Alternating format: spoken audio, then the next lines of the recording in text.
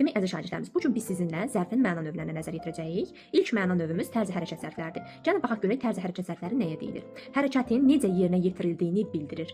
Yəni hərəkətimizin nə tərzdə, nə vəziyyətdə yerinə yetirdiyini bildirən zərfin məna növünə tərzi hərəkət zərfləri deyilir. Tərzi hərəkət zərfləri necə, nə cür, nə tərzdə, nə vəziyyətdə suallarından birinə cavab olur.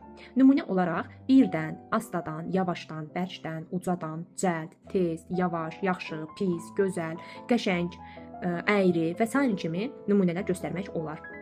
Bu kimi sözlər hərəkətdən əvvəl işləndikdə zərf olur, yəni hərəkətin tərzini bildirir. Əşyadan əvvəl işləndikdə isə sifət olur. Məsələn, mən ucadan oxuyuram. Burada oxuyuram hərəkət bildirir. Ucadan isə olur tərzi hərəkət zərfi. Çünki hərəkətdən əvvəl işlənmişdir. Uca bina və ya da hündür bina olduqda isə burada uca, hündür sifət olur. Çünki bina əşya adı bildirən sözdür. Əziz şagirdlərimiz, bu gün biz sizə tərzi hərəkət zərflərinə nəzər yetirdik. Növbəti videolarla digər məna növlərinə nəzər yetirəcəyik. Sağ olun.